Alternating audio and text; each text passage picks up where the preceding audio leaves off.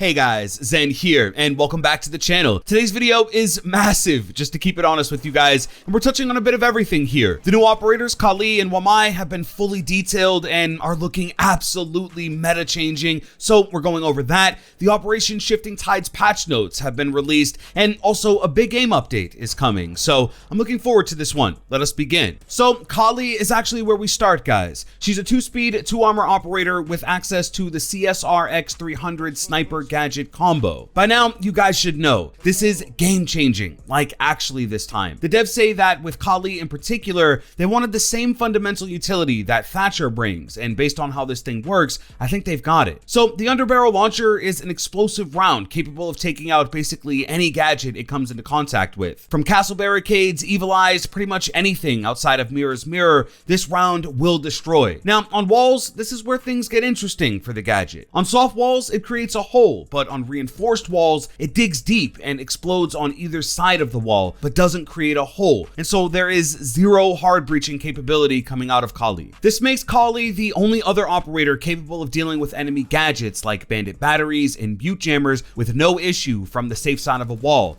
It also makes bandit tricking much more challenging, and particularly if you bring both a Kali and a Thatcher, you're making it essentially impossible for a bandit to trick thermite, and that's a big draw to this operator. Now, the other side of her is where the high risk, high reward element is introduced. With the launcher, there really is no risk. Of course, Jaeger can knock out the round if it's fired in its path, but like Thatcher, nothing can stop it from doing its job. But she comes with a bolt action sniper, but one of course tailored for Rainbow Six Siege, so there's a lot to make sure you fully understand before you dive in. So let's do that. In one shot, it'll down the enemy anywhere on the body with this thing, regardless of rook plates or the operator armor stat. Now, there is a risk, and it's the fact that it's a bolt action and there's a delay between each and every shot, so you've got to be very choosy on when to fire. Added to this are two features you just can't ignore as Kali. First, after each shot, you leave a big white trail that basically leads directly to your position, and secondly, after trying her out, she has the slowest ADS time in the game, even slower than Blackbeard with his shield equipped, but also moving around with this weapon makes her feel slower while she runs. The point of this, guys, is to kind of explain that she's designed to be very selective and also somewhat grounded in her gameplay. No, she isn't limited to standing still like her Russian colleague, but because of the smoke trail, your first shot really has to be your sure shot, or you risk being pre-fired by automatic weapons. Now, you get really one more tool at your disposal with her, and it's the variable zoom on the sniper. At this time, it'll be the most magnification available in Rainbow Six Siege, even more so than ACOG, and yeah, it makes a difference, and it is interesting, but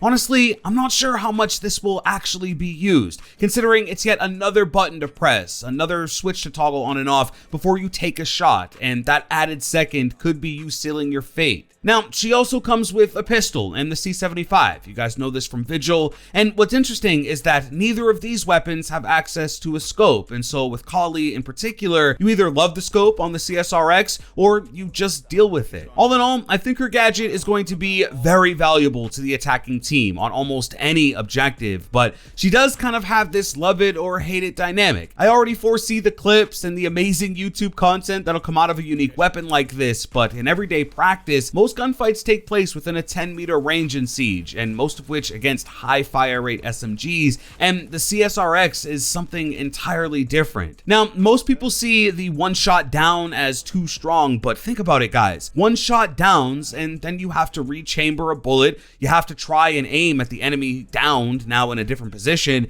and you've exposed yourself because of the trail, so other defenders do have somewhat of an advantage there. It may be quite difficult for Kali to actually finish her kills in a lot of situations, so I'm gonna go into this further, but what do you think? Is Kali's CSRX 300 too strong, or does the balance add up and make it work? Let me know in a comment below. Now, Wamai is the defender, and he's much more dynamic than Kali, and also much different to Jaeger. Now, yes, the magnet system grabs nades and other projectiles, including capital bolts, resets their timer, and they go off. The magnet destroys itself in the process, so again, it's one-to-one. No matter if it's a frag, a flash, or a capital bolt, the magnet is designed designed to destroy itself. Of course, this is very different to Jaeger, who completely destroys the gadgets he counters, and many in the community see this as Wamai being weaker by default because of this. But really guys, that's only if you think of Wamai as Jaeger, but he's not, and his gameplay loop is much more in line with someone like Legion, which I think will literally shift the tide of a match. I'm cringing too guys, but let's elaborate. Wamai will get 5 magnets through the round, but he'll only get one every 45 seconds or so. Basically, this will make him more of an anchor with a dynamic gameplay loop. Jaeger is designed to place all of his gadgets during the prep phase and decide whether to roam or anchor. He's very set it and forget it. Wamai is patient and uses his ability when the time is right and in the areas he needs if he has the magnet ready. The area of effect is quite large, and so once it's deployed, you can rest safe knowing the entire area is covered. Now, again, we have 2 main elements that make all the difference for this operator. The first is that it's completely silent, so the attackers won't know that it's around them unless spotted by IQ, of course. But also, unlike Jaeger, the gadget can be thrown and placed wherever, almost instantly, and they just work. Jaeger has a full animation and only has floors and walls to work with, so there are some limitations there as well. Wamai can use doorways. He can be cheeky and fling one outside without the attackers really knowing it. He can even use the ceiling as a spot for a magnet, and so again, he is much more dynamic in nature. He doesn't have to commit like Jaeger does. Sure, once it's up, it stays up, but where and when is a completely different story, and I think that's what really matters here. Now, when you look to his loadout, for a defender, it's amazing. The AUG A2 from IQ, the MP5K from Mute, the Karatos pistol from the Italian Ops, and the P12. He also has barbed wire and a deployable shield as secondary gadgets. Now, yes, he does have the AUG, but it does not have the ACOG optic available for it for him, so no ACOG on this operator sadly, but it is one of the better actual assault rifles and only the second one ever on defense, so he's unique. From a loadout perspective, he's actually very strong, and in comparison to Jaeger, I know a lot of people were wondering this, but he stands up for sure. I think most people will go with the AUG here, but the MP5K is one of the most consistent submachine guns you can have equipped, so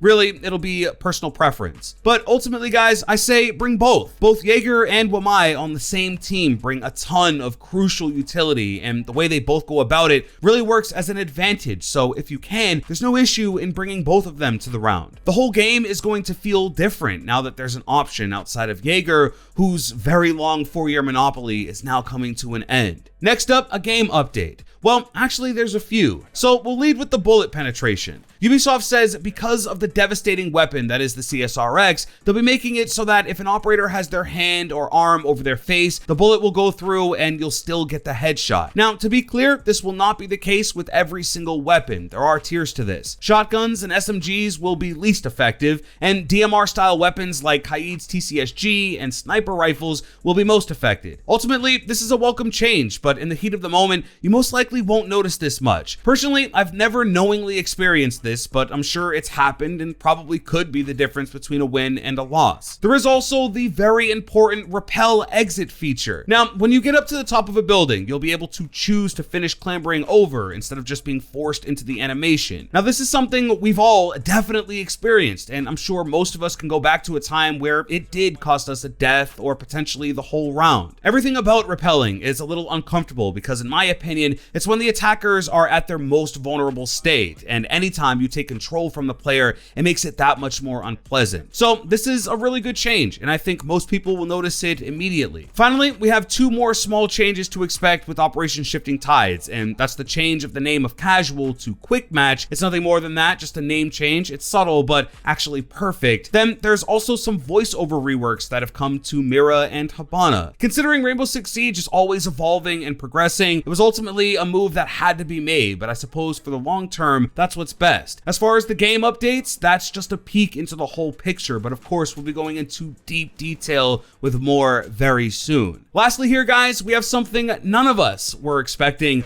but Team Rainbow lightened up the dress code and another pair of jeans has walked in. Let's go.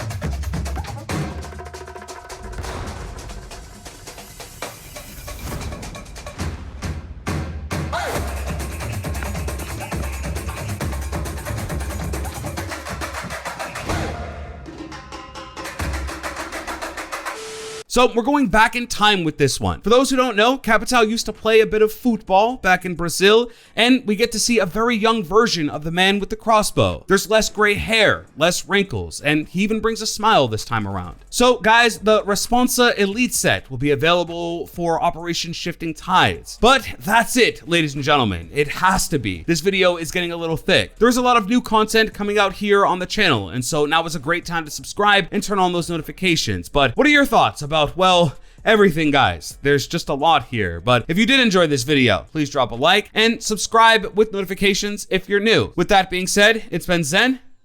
I'm out.